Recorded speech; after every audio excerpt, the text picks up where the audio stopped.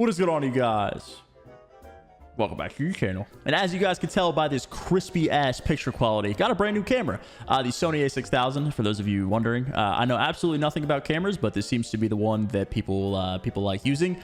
It's way too high definition for my liking. If I wake up with like a pimple, if I got bags under my eyes, it's all out there. So you guys are welcome for that. Also got the new rebrand launched. If you guys haven't followed me on Twitter yet, I wouldn't mind if you found your way over there to do that. I tweeted my new rebrand. I got a new logo, intro, outro, the whole shebang. You guys are about to see an absolutely phenomenal intro in a couple seconds after my my ramblings are done. But let me know what you guys think. The new camera quality seems to be relatively too HD in my opinion, but it's all good. Upgrades to the YouTube, ladies and gentlemen. Listen, you guys treat me well. I get to do cool stuff like this. So thank you guys so much as always. We're over 100K now. I'm not quite sure what the next goal is supposed to be, but I guess we'll reach it when we get there. Anyway, guys, today's video is going to be a little bit of a touchy subject. I'm going to have to finesse my way through the minefield of fines in this video. Tread very lightly. If you guys can tell by the title, we're obviously talking about the recent announcement article. We might actually be transitioning to more of an online atmosphere, even if COVID wasn't a thing. We're going to talk about the pros and cons. And just the article itself, I'll give you guys a link as always in the description if you guys want to read it for yourself. But yeah, it's gonna be a touchy one. Let's get started, ladies and gentlemen.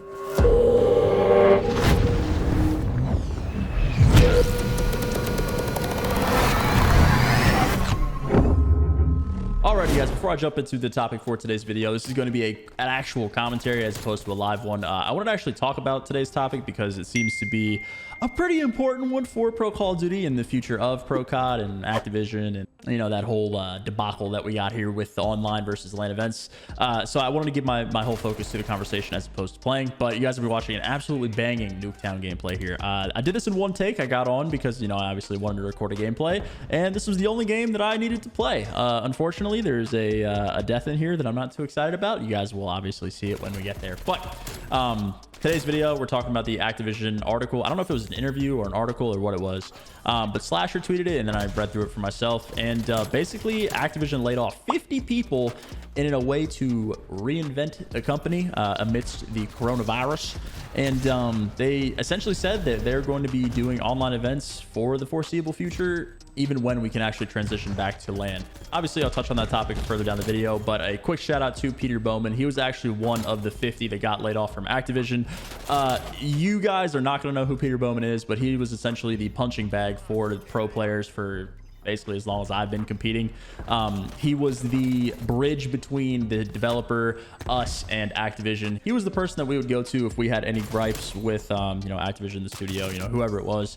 If we had an issue, we went to him, and he would relay the message. And Peter was one of the good ones. He was someone that I think everyone really looked fondly upon. So Peter, we all love you over here in COD, and we hope nothing but the best. But obviously, that's a side convo. So Activision actually said in the article, obviously I'll put in the description for you guys. They said that because the online events were doing similarly in numbers as compared to live events, they kind of just want to keep that transition. Obviously with COVID, the unpredictability of being able to go back to a live studio setting, it's very, very difficult to plan for something like that. And I think that because the viewership is very similar to LAN, that it's also the cost isn't even comparable. Putting on an online event as compared to a live one, I can't even imagine the amount of money and difference that is. So basically, Activision was like, look, if the events are doing the exact same online versus LAN, then what's the point of not just doing them online for now to save, X amount of dollars, especially if they just laid off 50 people. So obviously, this is, primarily about money. I think that's the assumption that I can take from this article. You guys can read it for yourself, like I said. But as a competitor, that is not what you want to hear. The matches that have happened this year, just off the top of my head, the Dallas versus Optic one, if that match were to be played on LAN, I can't even imagine the crowd, the atmosphere, just the hype moments, like a game 5 round 11 between two of the top 3 teams in the game on LAN. That would be absolutely nuts. So Unfortunately, the direction that Activision has decided to take is that of staying online. Again, I can't really blame them. We're in the middle of a pandemic, and obviously it's much safer. There's no risk whatsoever. It's much cheaper, and viewership seems to be the same. So it makes perfect sense from a business standpoint, but as a competitor, it's kind of sucks. Kind of sucks a little bit. But we're just gonna have to make do with what we got. We always have in COD. We adapt as we always have throughout the years. So let me know what you guys think in the comment section down below. Are you empathetic, empathetic with Activision here? I mean, I understand it. Like I said, I'm not happy about it, but it makes perfect sense. I want to get back to LAN as soon as possible. Obviously, it's not the ideal situation here. Playing league matches and majors from my bedroom it's not going to give me the same atmosphere as sitting on a main stage in front of thousands of people, and it's hearing the crowd and all that stuff. Like, it's a lot harder to get into. Obviously that's no excuse, but just playing on LAN is the thing that every single player, professional or amateur or whoever, if you've ever played on LAN, it's really just the best feeling in the world. So we're not gonna be able to feel that for quite some time, apparently, which is okay. They actually said that eventually they'll return to a LAN setting down the road, but their primary focus right now, even if I think the vibe that I got anyway was like, even if we were 100% vaccinated, I think that their goal would still to be online events, which unfortunate, but that's okay. So hopefully that timeline moves quicker rather than slowly. Nice nuclear here. We're lit. Dude, I was working so hard for that nuke. I hit 29. My heart started beating. I was like, oh, shit, I'm going to choke this. Wait till you guys watch this death, dude. I was so mad when I died. I think this is my second VTOL for this game. Anyway, neither here nor there. Let me know what you guys think in the comments down below. Is this something that you guys understand? Obviously, again, not ideal. Not something I wanted to hear. We all kind of knew as fans and players that online was going to be the future. Well, it has been the present. I guess it's the present. But we knew this was going to be the focus for the foreseeable future. But seeing it like now, even if we could go back to LAN, they're still not really focused on that. That kind of sucks. But it is what it is. Man, this VTOL is just absolutely crushing people. This is a great time. Also, guys, let me know if you enjoy this style of video. Like I said, this is more of a serious topic, so I wanted to kind of put my full focus into it rather than going back and forth between actually playing and paying attention and stuff like that. I always like doing commentaries. I don't really do them often. I think I've only done like a handful on my channel at all, but it is something I enjoy doing if the topic allows. Anyway.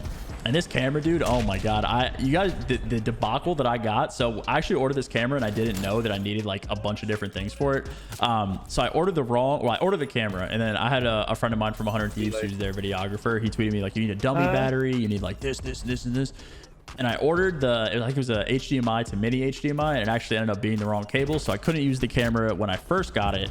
And then I ordered that cable, it arrived, and then I didn't have a memory card, and I realized you kind of need a memory card, so I couldn't use the camera yesterday when I could have. So I had to wait till today to wake up and go to Best Buy and buy a memory card, and it was just a whole thing. But we're here. Again, it's a little too HD for my liking, but that's okay. I just got to look pretty for you guys. I'm also going to try to get the dog in as many videos as I can. If you guys do, again, if you don't follow me on Twitter, I'd appreciate it. There's the death, dude. Oh my god. It's my only death in the entire game. It was a 190 was the only death in my entire game. Anyway, if you guys haven't seen the dog, we got a mini Australian Shepherd, and he's actually the runt of the litter. So he's actually a mini Australian Shepherd. I think he weighs like 2 pounds or something like that. But I'm going to try to get him in as many videos as I can. Also, since I have a camera, I can vlog. I'm going to try to do my office tour once I hang up everything that is currently sitting on the floor. I'm just lazy and need to go buy posters and stuff. But once I do that, I'll give you guys the full office tour, run through the specs on the PC, monitor situation, all that good stuff. So if you guys enjoyed today's video, be sure to leave a like. As always, thank you all so much for watching. Have a fantastic rest of your day.